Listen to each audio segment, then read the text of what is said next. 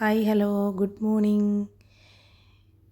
ഇന്ന് അത്താണല്ലോ, എല്ലാവർക്കും എൻ്റെ വക അത്തം ദിനാശംസകളെ. ഞാൻ എൻ്റെ ചെറുപ്പകാലത്തിലെ കാര്യങ്ങളെല്ലാം എൻ്റെ മക്കളോട് പറഞ്ഞു. പൂക്കളിടുന്ന കാര്യവും നമ്മൾ പൂ പറിക്കാൻ പോകുന്നതും എന്ത് രസമായിട്ടുള്ള കാലമായിരുന്നല്ലേ അന്ന്. ഇപ്പോഴത്തെ കുട്ടികൾ പൂക്കളും ഇടത്തില്ല, മൊബൈലിലും കളിച്ച് അങ്ങനെ ഇരിക്കത്തേ ഉള്ളൂ.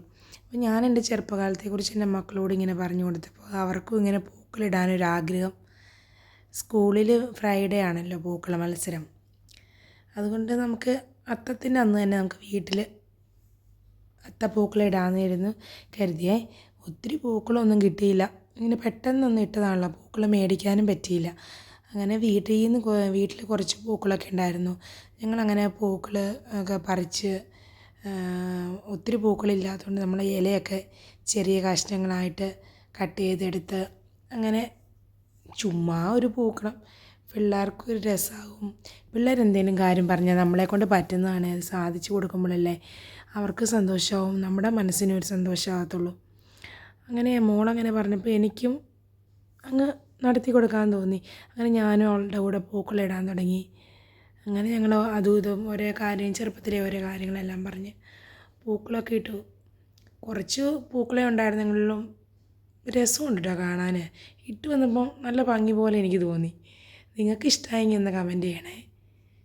അങ്ങനെ ഞങ്ങൾ ലാസ്റ്റ് കട്ട് ചെയ്ത ഇല എവിടെ വെക്കുമെന്ന് കൺഫ്യൂഷനായി. പിന്നെ ഞങ്ങളൊന്നും ആലോചിച്ചില്ല, റൗണ്ടിലങ്ങ് ഇടാമെന്ന് വിചാരിച്ച് റൗണ്ടിലങ്ങ് ഇട്ടു. അങ്ങനെ റൗണ്ടിൽ ഇട്ട് വന്നപ്പോൾ അത് കാണാൻ നല്ല ഭംഗിയുണ്ട് കേട്ടോ. ഞാനും മുന്നോട്ടിങ്ങനെയാണ് പൂക്കളിട്ടത്. ടുട്ടുമോൻ രാവിലെ പള്ളിയിൽ പോയതുകൊണ്ട് അവൻ വന്നപ്പോഴത്തേക്കും നമ്മൾ പൂക്കളെല്ലാം സെറ്റാക്കി.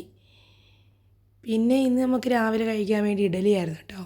അപ്പോഴേക്കും പൂക്കളിട്ട് വന്നപ്പോഴത്തേക്ക് ഇഡലി സെറ്റായി, സാമ്പാർ സെറ്റായി. ഇഡലി സാമ്പാർ നല്ല കോമ്പിനേഷനല്ലേ, എനിക്കിഷ്ടമാണ് കേട്ടോ. ദോശയും സാമ്പാറിനേക്കാളും എനിക്കിഷ്ടം ഇഡലി സാമ്പാറാണ്.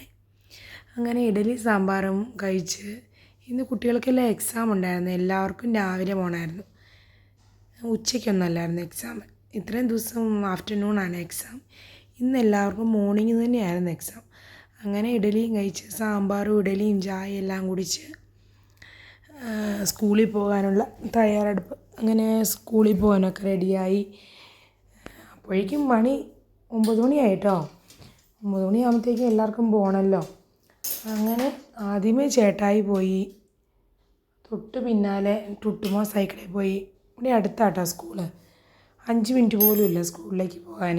പക്ഷെ സൈക്കിളിലാണ് പോകുന്നത്. അവൻ്റെ ബർത്ത്ഡേക്ക് ആൻറ്റി മേടിച്ച് കൊടുത്ത സൈക്കിളാണ്. ആ സൈക്കിളിലാണ് അവൻ ഇന്ന് സ്കൂളിൽ പോകുന്നത്. സ്കൂളിൽ നിന്നല്ല, അവൻ എവിടെ പോയാലും സൈക്കിളിൽ തന്നെയാണ് പോകുന്നത്. അങ്ങനെ ചേട്ടായിയും പോയി, ടുട്ടുമോനും പോയി,